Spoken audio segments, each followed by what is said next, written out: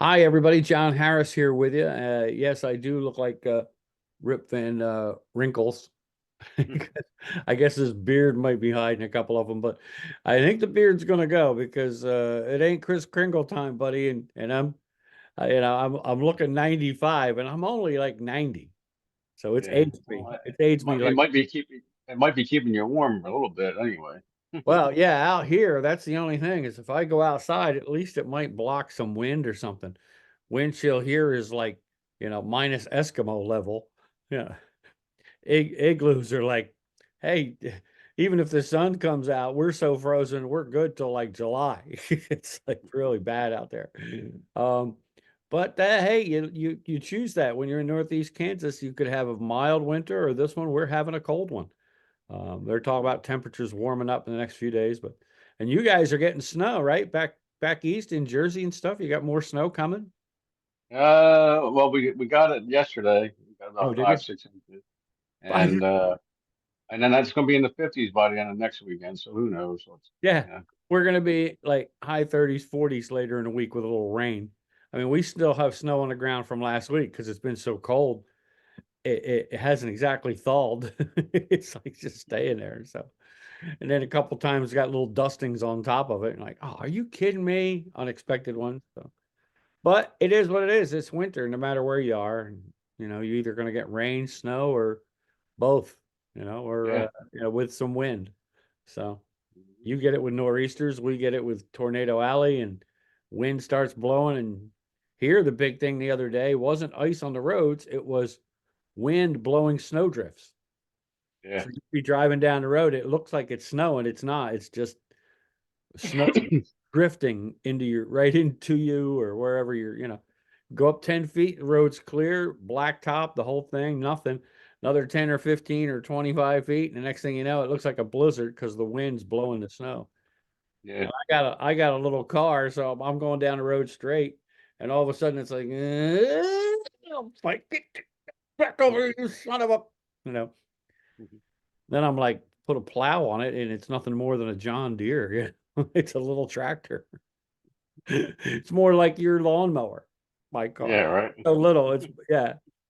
Smart car looks at my car and goes, "Hey, you ain't much bigger than me." So all right, let's get this thing started. Before we do, I do want to talk about I'm gonna try and impress Bill here because he's not gonna have to remind me to talk about our sponsor, Dennis Ingraldi, my friend at Vineland Realty Corporation, 634 East Landis Avenue in Vineland, New Jersey. Their phone number is 856-690-9482. The folks down there at Vineland Realty will do anything they can to help your real estate needs, whether it's a business need, whether you want to rent, buy, sell, or residential, same thing. You want to rent, you want to buy, you want to sell, you want to lease it out. Uh, Dennis and his folks can help you, and if they can't help you specifically, they can get you to a resource that will. Dennis has plenty of resources down there. Dennis, his girl Friday, the rest of the staff down there. That's Vineland Realty Corporation, 634 East Landis Avenue in Vineland, New Jersey. If you're in that area, stop in. Dennis will get you some coffee, some tea, or Helen will, or somebody. And they're really good people. So when they actually say hi, welcome in, they actually mean it. Unlike me, that if you came to my office, you go, hi, come on in. I'm really saying, what the hell are you doing here? And go away. That's not these guys. These guys are really good people. And their phone number again, and you can call them from anywhere. You can call them from out here in Kansas and give them a call and see if they have any resources to help you. It's 856-690-9482. Vineland Realty Corporation, 634 East Landis Avenue in Vineland, New Jersey. Thanks to Dennis and the whole cast of characters down there. If you pop in or call them, tell them you heard about them from the cheap seats or from the public John, and we appreciate it, and we appreciate them for helping us out for multiple years now. Bill, they've been our Yes. big sponsor. We've had other sponsors, but Dennis has stuck with us through the whole time. Not just this show, but all the others I do. So we appreciate Dennis and all the folks down there at Vineland Realty Corporation. Uh, we got a couple little nuggets of sports news before we make our second round divisional round playoff picks and quickly discuss last week's picks. But before we do want to open up with a bit of sadness. Bill, you were right. We talked off camera a little bit. The assistant coach for the Golden State Warriors, Milosevic, passed away from a heart attack. It was unexpected at practice this past week, at a team practice. Had a heart attack right at practice, got him to the hospital, but he did not recover, and he passed away from the coronary attack. So a couple of games have already been postponed. Wouldn't surprise us if another one or two are to come. And we were talking just before we came on the show, Bill. I think the NBA did the right thing, not just postponing the games, but from the sensitivity factor, not going, okay, we're postponing these games and they're going to be made up on such and such a date. Even if they already know the date, they're not releasing it. They may not have even told the teams yet. Because, I mean, I think that could send a message that, all right, we know we got to postpone it, but you know what? We need to make you guys play. Right. I think the right message here is, we're going to let you deal with it. Because let's face it, an assistant coach, a lot of times in a lot of programs, whether it's professional, college, high school, that's the person or the people that are with the team day to day, minute by minute. I did it for a couple years at ACC, or back then. Now it's ACCC, with the men's basketball team, and that assistant coach is out there doing the nuts and bolts stuff. Everything from calisthenics to what the head coach wants you to tell these guys, or gals if it's a women's team. And then the coach comes out and reinforces that and is the boss and should be that way. But the contact that assistant coach or those assistant coaches have with the team is very personal, is very direct, and is very constant. So they form relationships. And I think obviously the NBA knows that and knows how that dynamic works. And this is going to touch those players and has, especially since it appears to be unexpected. Right.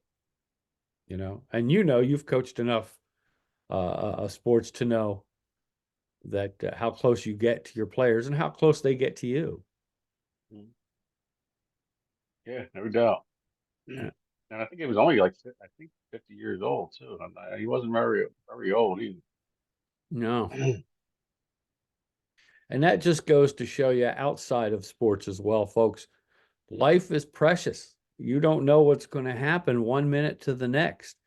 So do what you can, if not just for yourself, but for your family and friends, because we don't realize how many people we affect. And take care of yourself the best you can. I don't mean stay in a bubble and, eat nothing but kale, which kale is so disgusting, Bill. It's awful. Kale is like eating tree bark. Okay. Yeah. I tried for the longest time because somebody I know very well was really trying to convince me. And I was starting to follow quinoa, and I don't mind quinoa, and I don't mind a couple of things, but I could not handle kale. I thought I was just ripping something off a tree and eating it. I'm like, at some point, I'm sure my brain went, okay, there's only so much health we can do, buddy. Okay. Yeah, no doubt. And Yeah, with our health issues, we try to do our best, but you can't eat like a rabbit. no. It's what part of enjoyment is that? What part of going down the road when you're looking at trees going, that looks yummy? Yeah. No. Yeah. But I will say, this is a lesson that life is precious, not just for ourselves, but for the ones around us. So please take care of yourselves. Like I said, I'm not saying don't leave the house, don't be in a bubble. And there was nothing that the assistant coach could have done. This was apparently something, it just came from what we understand. everything we read and do looks like it just happened. I don't think he's had a heart issue before, and that happens a lot with heart situations. You just don't know what happens, and it hit him, and that was it. But you can try to mitigate things like that happening a little bit if we take care of ourselves. And I'm the worst person to tell you to do that. Don't think it's a lecture. I'm probably not just letting you folks know because we need all the listeners we can get and watchers, viewers, but I'm probably reinforcing it to myself as well, Bill. Yeah, practice what you preach type Yeah, thing, you practice know? what I preach. And I've started to a little bit. And I got to admit, though, um, when I was in the It hospital sucks. for the heart, you just went through all the heart stuff.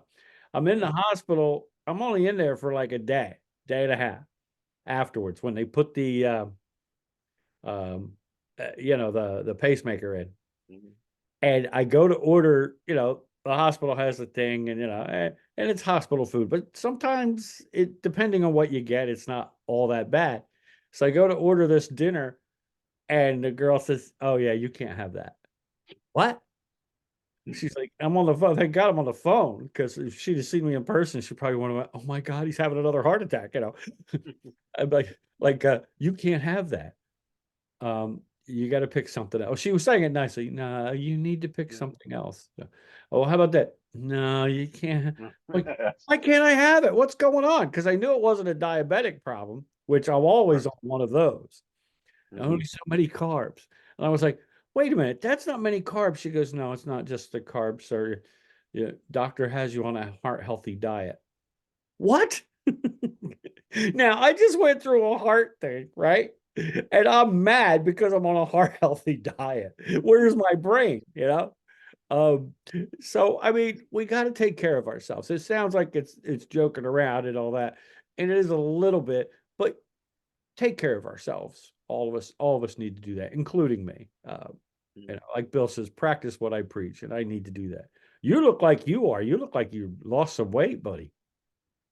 A little bit. I still my blood sugars aren't the greatest, but they're not terrible either. Well, that's good. Yeah.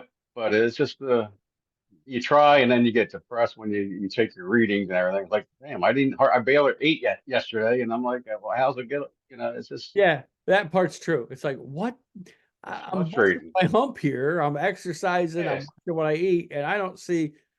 I think we all want immediate progress. We all want immediate results, and we don't realize that it takes time. And uh, and there's times I'll take a reading, I'm thinking, oh man, this is gonna be high, and yeah, it's normal. It's like it's just I don't know. you don't know. It's just up and down. So, but got to stick with it, pal. So, I can't do this show by myself. I can, but it sucks. Uh, so, I need, besides that, I would continually forget the sponsor, if nothing Yeah, else. well, I don't plan going anywhere anytime soon. All right, good, good. We can't have that. You're But stuck with me. we do feel for the Golden State Warriors and the NBA in general, and you were right to bring that up before we started the show because that's important, and it's not just a sports story. It's a human story, and I think the NBA handled it correctly by not giving a date when the games will be made up. It's like these games are postponed, um, Mhm. and they'll make them up later. But I think it would be a little insensitive if you put a date on it, and I think that's the right thing to do. At some point, they're going to have to, but let's give it some time. Right. Baseball, Josh Hader has left the Padres in free agency and signed with the Houston Astros for the biggest contract ever given a relief pitcher. Unbelievable. But he don't get me wrong, he's one of the, if not the best closer in baseball right now. Mhm. But wow. But congratulations to him. Yeah, 4 years, 95 mil, I think. Yeah. So it's over 20 a year, 25 a year, or 22 a year, something like that. Um, you know, makes me wish I concentrated on baseball more or a sport. Makes me wish I made that full effort instead of that 75% effort, buddy. Yeah. I'll give it a try today. Not so hard to. And I sit back and I go, what an idiot. So, but we wouldn't be getting that money anyway because of our age. So we Yeah, wouldn't exactly be rich. yeah. We would have Back got peanuts back in the day. back in the days when we were young, it wasn't money like this anyway. So, unless you get Benjamin Button disease, then I get a chance to start all over for a couple years. So congratulations to him. Otherwise, baseball wise, not a whole lot going on yet. The hot stove will probably kick in usually right before or right after the Super Bowl. So, but pitchers and catchers coming up in about a month, buddy, 5 weeks. Yep. So, could be some movement before that happens. Basketball, NBA, great match between Denver and Philadelphia this week was Jokic versus Embiid, two of the top front runners for MVP. Great battle. Philly barely won in Philly. Some people think that could be a finals matchup. I don't know if Philly's going to quite get there unless they make another move during the before the trade deadline. But they do. I like them better this way, watching them than without Harden. But Harden's starting to help the Clippers, and the Clippers are taking off. So in LA, so of course he had to have a dig and say that, he's having more fun now, and he's going to sign for a couple of years and not the max and la la la. Just play basketball and shut up. Just shut up. Memphis, who looked like they were driving towards the playoffs, have now lost. Some think maybe the best overall player in the NBA, Ja Morant, who they just got back from suspension. And I'm worried about, is he going to go into that kind of behavior? Because now he is out for the rest of the season with a knee injury. Memphis is probably going to take a nosedive because he is a great player. You can't deny that. But he has a problem staying off video while carrying a gun. And you're hoping he doesn't get messed up with that same crowd. I mean, when you have friends that film you twice and post on Instagram that you're carrying a gun, chances are your choice of friends isn't real good. I'm going out on a limb here, but I think I'd look for some other friends. Yeah. We're available, Ja. That's true. Ja, me and Bill, we're here, buddy. Me and Bill, we can help you out. Like if you turned and asked us, should I carry a gun to the club? No. No, don't carry a gun to the club. There's a couple of big guys there. They're going to take care of you. Bring your own bodyguards too. Bill and I will come with you, and we won't charge you anything. Just pay for whatever we get that night. And Bill's like, speak for yourself. I want some cash. Yeah. You're a crappy negotiator, John. Give me some dinero, baby. You speak for yourself. You go ahead and drink and eat for free. I'm drinking, eating for free, and I'm getting some ducats the end of the night, yo. Bill's like, don't speak for me. Don't negotiate my contract, Johnny. Don't give away my money. My money. For those of you that may watch and have never seen it, Bill, when he gets fired up, when we used to play ball, that was Billy. He didn't do it on purpose. It's just was his reaction. Everybody has a reaction when they get upset about something. And Billy would be like, "What's that ball? Come on!" or somebody from the other team, "You gotta be kidding me." I turn around and look, and the only guy that goes to back me up when I didn't realize I was taking on about 12 or 13 guys by myself, when I thought my whole team was behind me, the only guy coming in was way out in left field was Billy, the smallest guy on the field. And he's the only one walking in towards me. The rest of the team is just staring at me. And I'm there sticking up for somebody else who was getting harassed. And I'm like, the only person that was there was going to get my back was the smallest guy on the field. And I wouldn't have tangled with him. And I didn't realize it until I walked away and started walking back, and I saw that nobody else had moved, including the person I was sticking up for. Except Bill coming in from left field, I think. They must have thought we were nuts, man. They must have thought we were crazy. And then I turn around and look at the umpire who's still standing behind home plate. And I'm going, don't make me do your job again. And he just looked at me like he was scared too. He's like, this guy was going to take on 12 people by himself, except maybe this one little guy coming in from the outfield who was going to help. Worst part is I'd have felt bad for them, not us. But yeah, that's Bill's go-to. Don't give away my money, Johnny. I think that's about all we got until we head into the picks, Bill. Except we got maybe a little review last week. Of course, two big. One was a big upset. How about Dallas taking the wishbone? Wow, somebody snapped that. You know, you had to realize the Packers must have been onto something when they did not defer the opening kickoff. Went down the field and scored right away. Yeah. Yeah. They were impressive. I mean, and they've been one of the hottest teams in football the last, several weeks. So, I mean, Yeah. kudos to them. Bo Melton, give a shout out to Bo Melton. He went to school with T-Man. So, Oh, yeah. he was a receiver for the Packers. And, Okay. Nice but job. I think that's who we're cheering on a little bit, see him succeed. And Billy's son, Tyler, the T-Man, as we've called him for years. That's great. A friend of the T-Man's making the pros into playoff. All right. And yeah, they just outclassed Dallas. That game was over in the first half.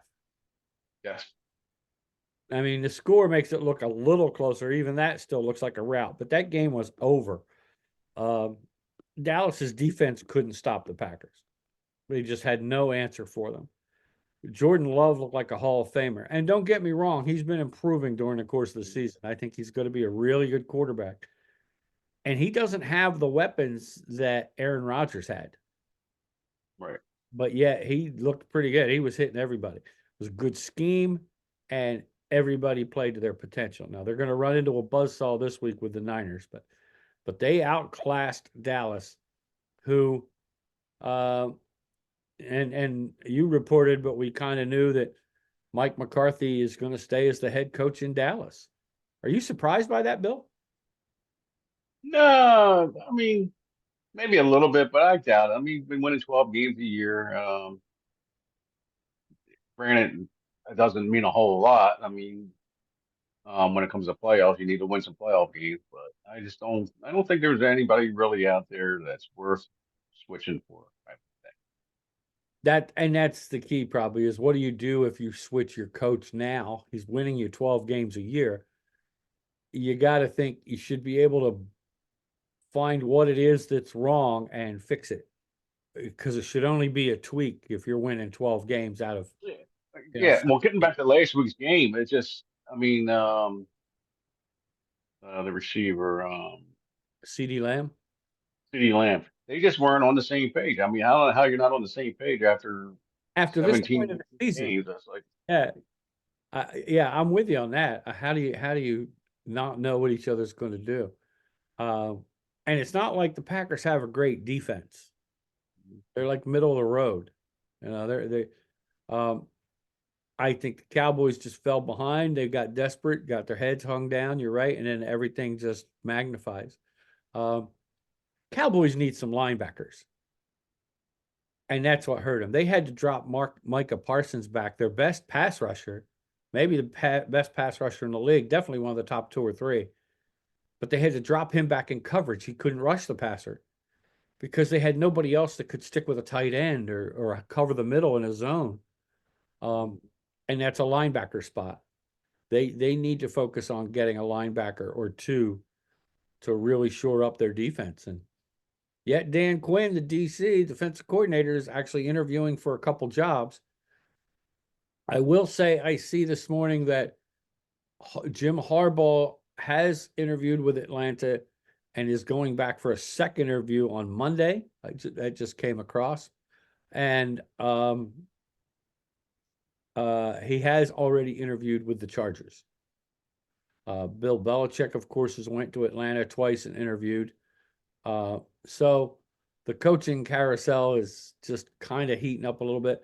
A lot of the folks that aren't working can be interviewed, like Belichick. They let him go so he could interview. And I think they let him go at the time where he could be interviewed. I think Kraft did that for him, for Belichick. Because he could have, he could have kept him on under his contract until after the Super Bowl. When Right. because you can't interview anybody right now that's involved in the Super Bowl. Before you could on their off days. Now, no. Until they're out of the playoffs, you can't interview them. So, but Dan Quinn's going to interview with some people. Harbaugh is interviewing. Belichick's interviewing. And Vrabel went out to Seattle. I think Vrabel had a Yeah, with Seattle, and they're looking at the Detroit Lions offensive coordinator yeah, Johnson. I saw that Johnson. He may get some chances too down the road. Yeah, he might get some consideration, but they got to be careful because the Lions are still in the playoffs. Right, correct. Oh, he won't be interviewed until after that.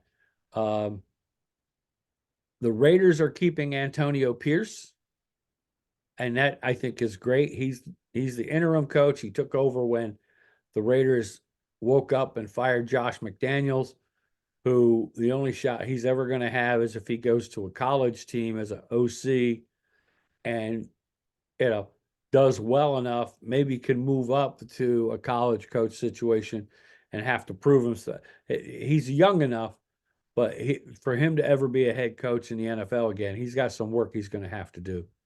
And he's going to have to prove that apparently players don't like him. He's got favorites and he's got to learn to get out of that rut too. So that may never happen. We may never see him as a head coach anywhere again. Because he spurned one job and has had 2 shots. And both shots were bad. Denver, he somehow got them to the playoffs by will. I mean, Tim Tebow's will. And Tim Tebow was not a great quarterback, but he would run through a wall for you. And let's face it, it was one play that got them there and got them a playoff win when he hit the late, great Demaryius Thomas with a pass who broke it for a touchdown. But Tebow was not a great quarterback, but somehow was good enough. But the next season, Denver came crashing down, and that was pretty much it. And he was terrible with the Raiders, just awful. And spurned the Colts, right, originally, to take the Denver job? Yeah, absolutely. Yeah. Best thing ever happened to the Colts, wasn't it? Yeah. They haven't won a Super Bowl, but at least they've been in contention. If he was there, I seem to think it would have just been a debacle. Yeah, well, they're saying that if Belichick, wherever Belichick goes, whether it be Atlanta or not, that they He might be the take him for OC. an offensive coordinator. Yeah, they'll take him with And him. he's kind of shown that he could be a good offensive coordinator. And since he left New England, their offense has stunk. But you don't know if that's because Brady was gone too, the combination of the two. But you would think that maybe as an offensive coordinator, McDaniels could recognize a quote unquote Brady-like player and say, okay, I can work with this guy and he's got the physical skills. Wouldn't surprise me if Jimmy Garoppolo ends up wherever Belichick and McDaniels are, at least in a backup role if he's not going to start in Raiderland. Raiders need a quarterback too. I mean, the kid O'Donnell's not really that good. It reminds me almost of a Tebow that he'll go through a wall for you, but he's not very good. I think that's pretty much the coaching news. There's speculation that Nick Sirianni might be fired. They still haven't made a decision yet. The Eagles haven't said anything, except he did have his exit interview. And that could be because they're waiting for playoff teams to finish up. Who knows? That I don't think they should. He got you the Super Bowl last year. Yeah, you lose defense and offensive coaching. I think that's what it is I think you need a new offensive coordinator and you need a new defensive coordinator. Now, will that mean another year of disappointment? Maybe, until those systems get put into place for a season. But I think you need a proven set of coordinators. And the two that were there just weren't it. And then replacing, what was it, Desai Johnson with Matt Patricia turned out to be a disaster as well. They didn't improve. Matter of fact, I think they went backwards. I think they went backwards also. Yeah. So I think you're right. In Philly, they need new coordinators. So But I think you're right. Keep Sirianni. He makes the right decisions. He's got the right attitude for Philadelphia. We're going for it. We're going to do it. I think he just needs better people from the coaching level around him. I'd like to see them sign Shaq Leonard for a full season to see if he can help the linebacking core, and they need some help in the secondary. I mean, once your first string guys got hurt, they were done. Their backup guys weren't got beat up. So, I think that ends the state of the NFL. We're still waiting to see about a few teams that are going to need coaches and what they're doing. Washington, I get a feeling that they're waiting for playoff people to stop because you haven't heard much buzz around them. Carolina, haven't heard much buzz around them. As far as coaching searches, like I said, the Raiders have signed somebody, so that's good. They're signing their interim guy. So you've got Atlanta, obviously the Chargers. Seattle. I don't understand. Seattle. So you've got some things out there that are waiting, and I think a lot of it's going to wait until either the playoffs are done or particular teams get bounced from the playoffs, and then you can start talking to those guys. So last week games we started talking about, Dallas got beat up, but I think the kind of upset wasn't that they lost, but how they lost was Tampa Bay beating Philadelphia. The Eagles, the score looked closer for a while, but they were never in that game to me. Never in it. Just when now don't get me wrong. I mean, I almost posted it, but I didn't. I said, hey, Tampa found a way to defend the tush push. It's called grab the face mask. Because that's how they got him. I mean, they grabbed his face mask and yanked him. Yeah. So that stopped the 2-point conversion. The refs never called the penalty, obviously.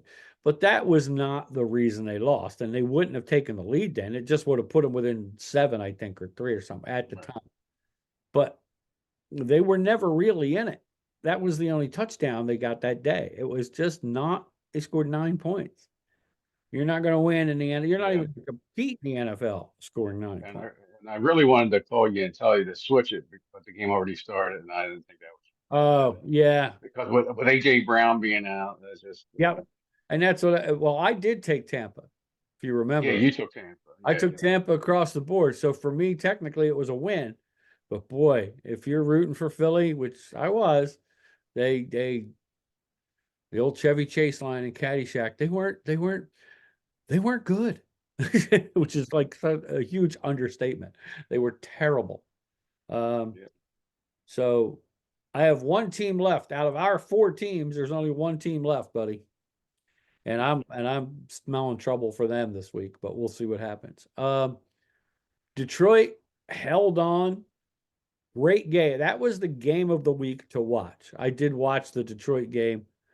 Great game overall. That was, I think, a little better game than I thought. I thought Detroit was going to lose it for a couple minutes. I thought the Rams were going to go down and score.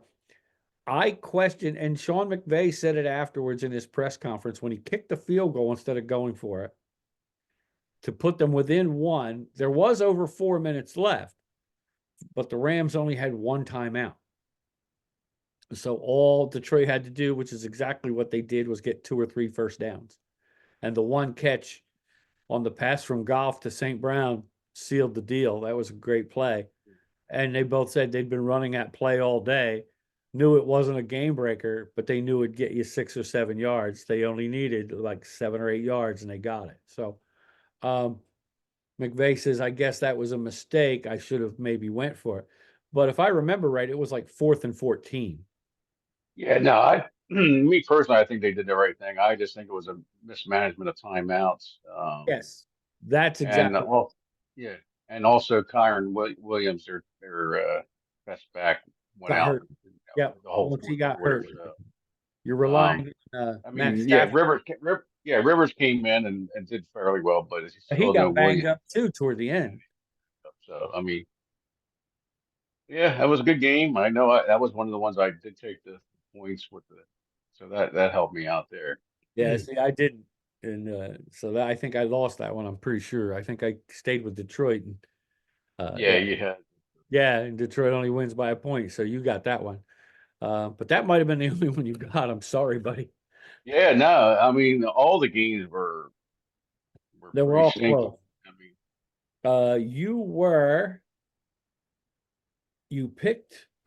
It looks like you picked the right winners. mhm. Yes, you were, well, 3-3. By odds, you were 1-5. Over under, you were 3-3. Picks, I was 5-1.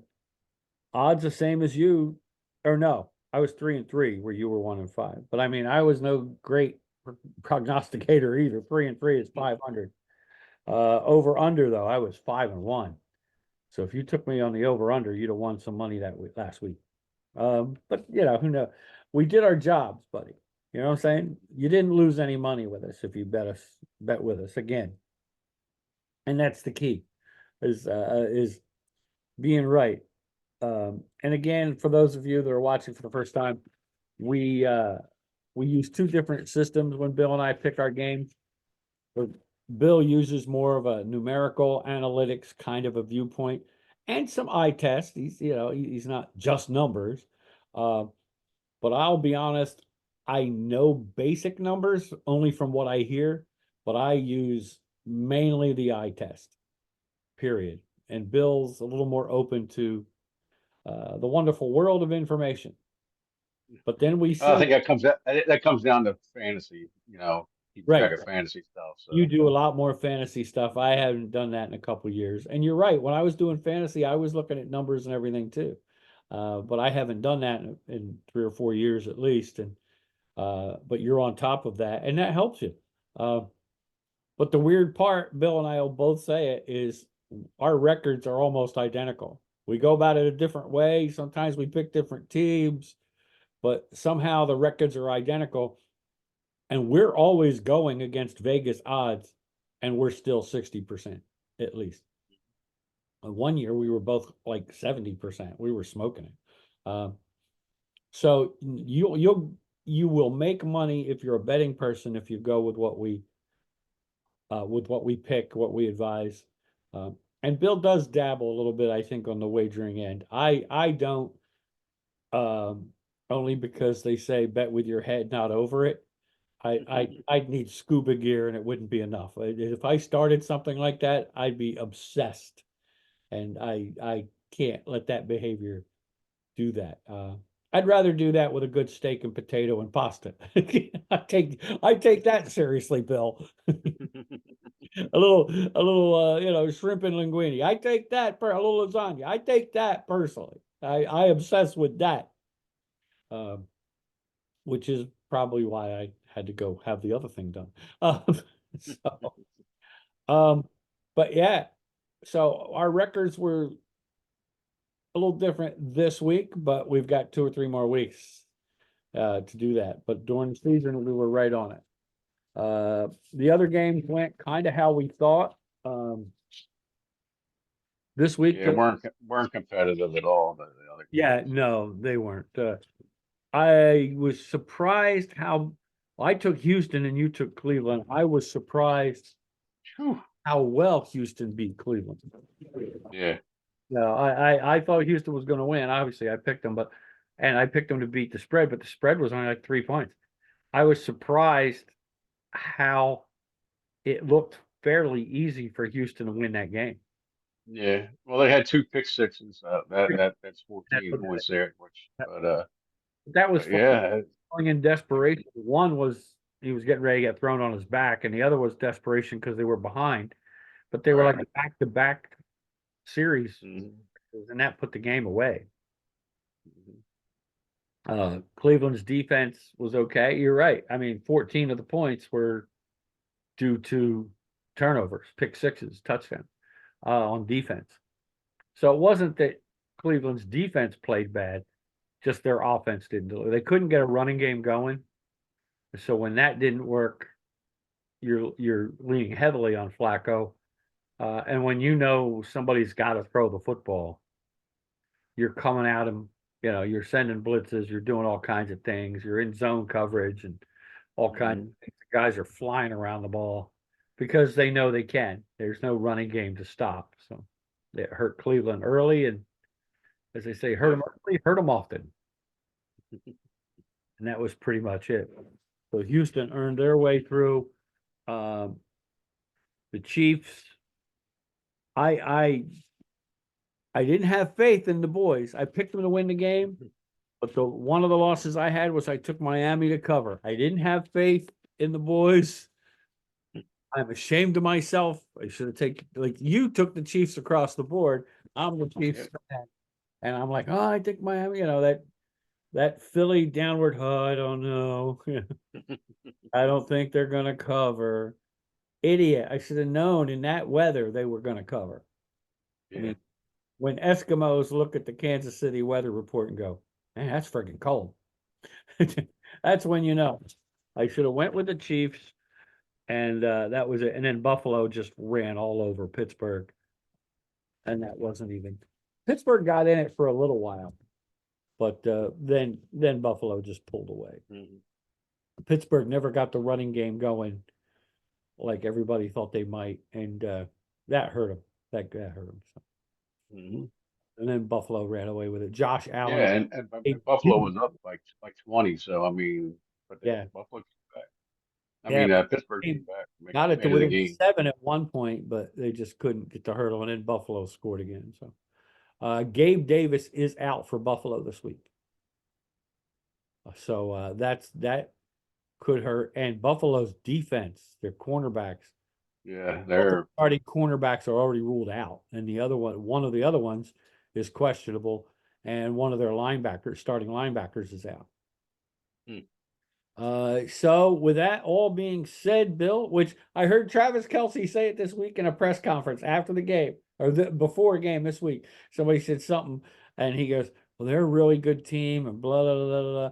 But with that being said, I know we can play with. I was like, hey, Billy's feeding Travis Kelce live. Hey, I'm getting around. Yeah, I'm getting around. That being said, Bill, I was like, hey, Billy's on the Travis Kelce podcast, or Travis Kelce press conference. All right, Bill.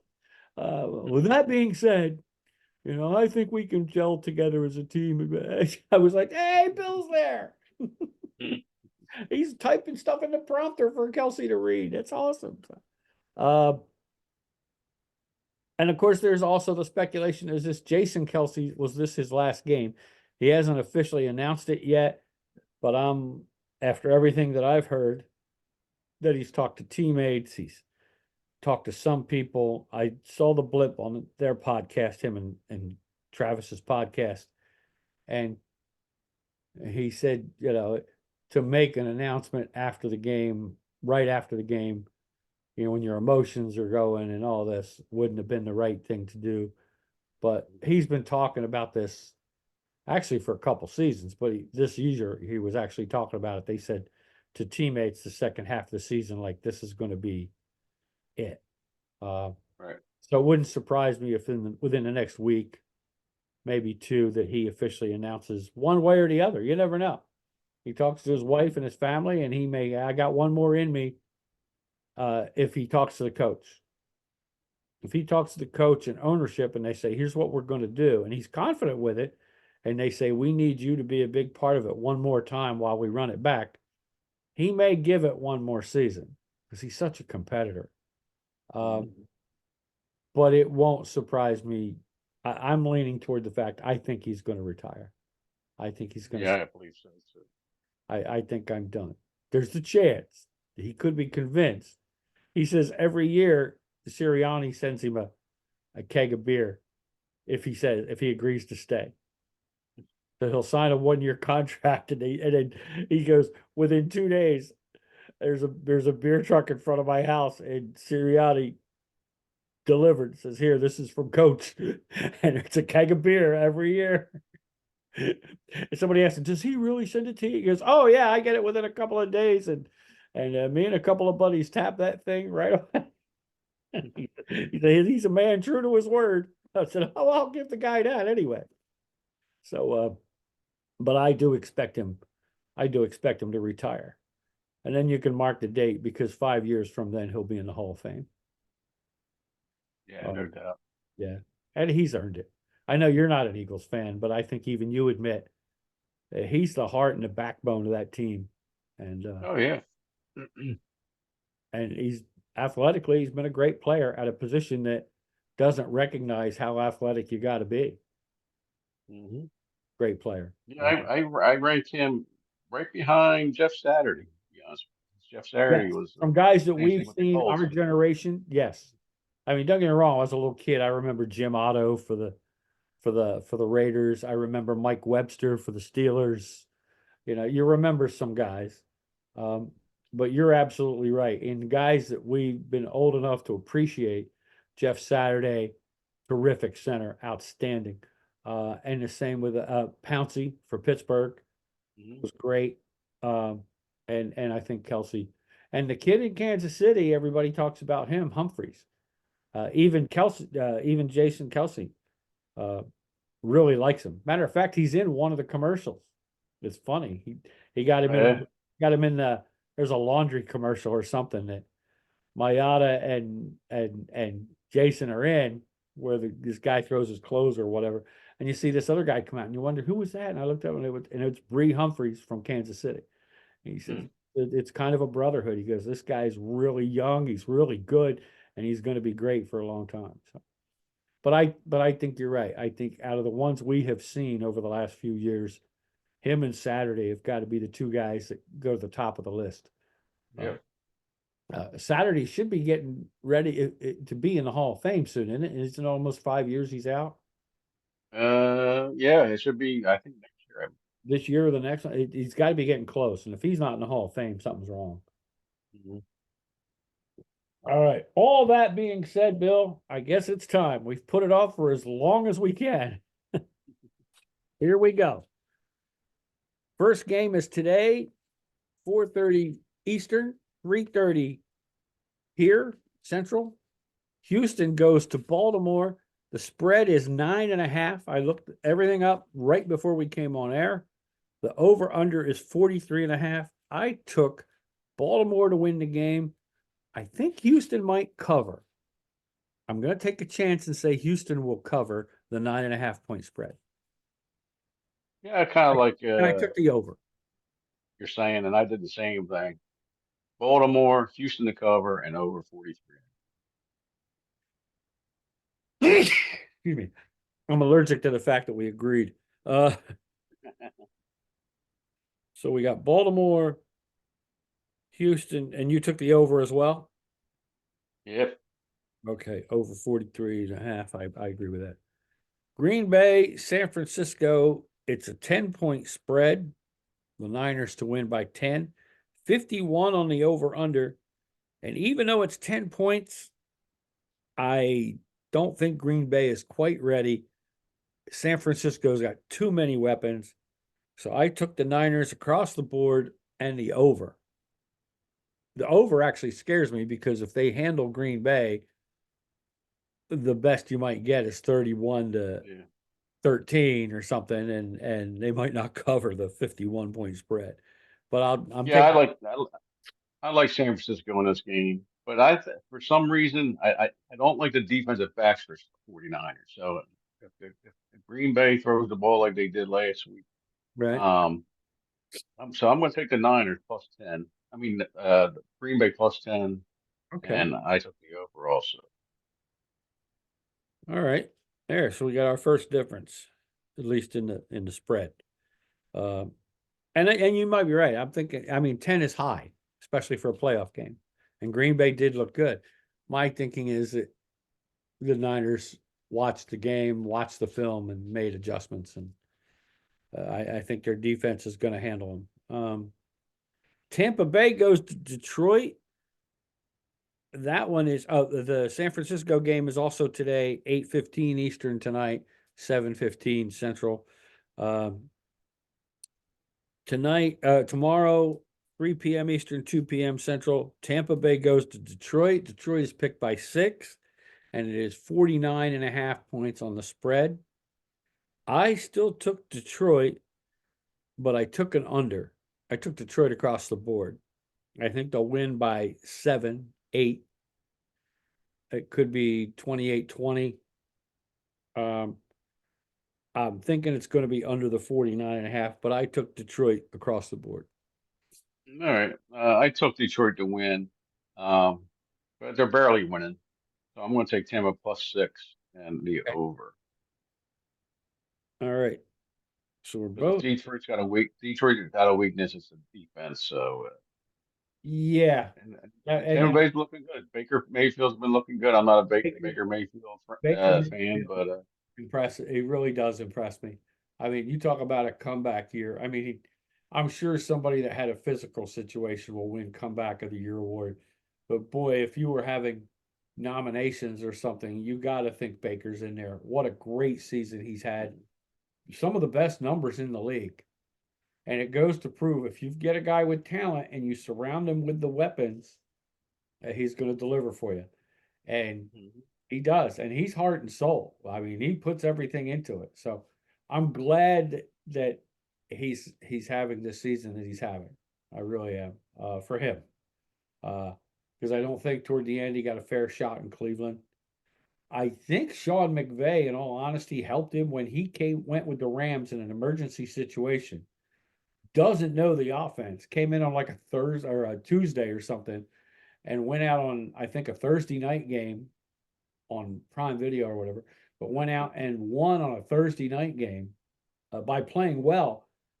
Might have saved his career and helped him get a shot, and he's made the most of it.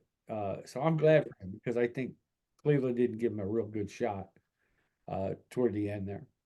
He got hurt, tried to come back too soon, and I don't think they gave him the weapons and a chance. So good for him. All that being said, by my Bill channeling through me, I think Detroit's going to win by a little more than 6. I do say under. Bill, you're taking Detroit to win, Tampa to cover, and the over, right? yes, correct. All right. And last but not least, everybody says this is the game of the week. Kansas City faces Buffalo tonight. I think it's at 7:30 your time, 6:30 my time. Let me see. It was the early game's 3 o'clock. I think it's 6. I think it's a 6:30 game. Okay. Oh, here it is. 6:30 Eastern. Yep. 6:30 Eastern, 5:30 my time. Okay. Kansas City at Buffalo tomorrow. The Bills are picked by 2.5. The over under is 45.5. I'm hoping I learned my lesson. I know I'm a Chiefs fan, but I think, in all honesty, looking at it, Buffalo's defense is beat up. Chiefs and Bills always play a tough game, no matter. Now, this is first time in the playoffs Patrick Mahomes is going on the road. And Buffalo's not an easy place to play. However, you're not going to get typical Buffalo weather. It's going to be in the 40s. It might rain a little bit, but it's not going to be that snow cold that you would be used to in Buffalo. Though I think the Chiefs showed last week they could handle the cold. I mean, it was Kansas City, but fourth coldest game ever in NFL history. So I think they're okay in the cold. I think the Chiefs will score 45.5. I think these two teams are going to be in a little bit of a shootout. So I'm going with the over. I'm thinking I learned my lesson and that Kansas City will win and cover only because it's only 2.5. It could be a field goal game. And I could be wrong. It could be a 1-point game with knowing these two teams. I'm sorry, go ahead. No, I was just going to say the injuries would scare me for Buffalo. Yeah. But Josh Allen's on another planet. I mean, after last week's game, I mean, Kansas City's still struggling offensively. So, though Rashee Rice last week is starting to look after last week like maybe he is that guy that could get some of the pressure off Kelsey because he was doing some great run after the catch stuff last week. Yeah, well, I said that at the beginning of the year that they have a receiver, but they didn't. That's just because he's a rookie. You know, you stick him in there. Andy Reid, it takes him a while to warm up the rookies. Always has, even when he was with Philly. Always has. But once they get to a certain point and he gives them a shot, it's like, okay, we did find our guy. So great week for him last week. Kansas City is still plagued by dropped passes a little bit. Kelsey dropped 2 passes last week. Very unusual for him. Both were wide open, should have caught him kind of throws. And he wasn't the only one, but his were the most glaring. The good news is there were only 3 or 4. They've had games that are 6 or 7. So you hope that if you're a Kansas City fan, that they can secure the ball a little bit. But I like Rashee Rice. They still have Pacheco. They might be getting McKinnon back. I'm not sure about that, but that would be a huge help. Clyde Edwards-Helaire ran a little better last week in some tougher situations. We'll see how that works out. I like Kansas City and I like them to cover, but I will say you're right. It's because of Buffalo's defensive injuries, if anything. I think Mahomes might be able to find some guys open because the secondary isn't going to be as good. And Yeah. got a linebacker too, and they've been without Milano all season too, who's the heart and soul of their linebacking and defensive crew. So just a touch. Yeah, I think this is where, I mean, because to be honest with you, Kelsey hasn't really put up numbers for almost half the season. Right. I think this could be the game where he does because, like you said, with the linebacker and Yeah, he could find injuries to some spots in the zone or open spots in the middle of the field, and without the good coverage and go from there. So But I still think Allen is the difference maker here. So I'm going to still stick with Buffalo across the board and the over. okay, and there it is. So our differences, we have technically 3 of them. Actually, all 4 at some point. We are different. Oh no, we're not. The first game we're identical. We both Yeah, the took first Baltimore to win, Houston to cover. Both took the over. You took San Francisco to win, Green Bay to cover the 10-point spread and the over 51 points. I took the Niners across the board and the over. So that one's a difference game. Detroit and Tampa Bay, you took Detroit to win, Tampa Bay to cover the 6-point spread, be closer than 6, and the over 49.5 points. I took Detroit across the board. I think it'll be under the 49.5 points. So that one's a little different. And I took, of course, Detroit to cover. You took Tampa Bay to cover. And the last game, I took the Chiefs across the board in the over. You took Buffalo across the board in the over. So that was a big difference. So that kind of wraps it up. And then I guess after this week, Bill, we can pick who we think's going to win the championships and who we think's going to go to the Super Bowl and win it. If we want to do it ahead of time and then go from there. I think usually that's what we do.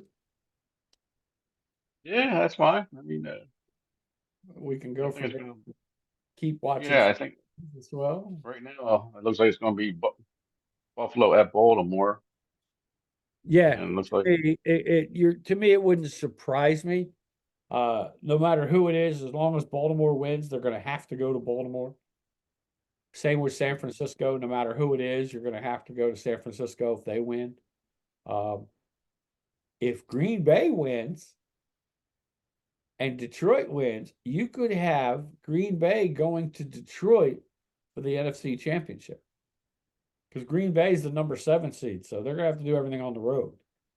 yeah, that could be pretty interesting. Yeah, it could be.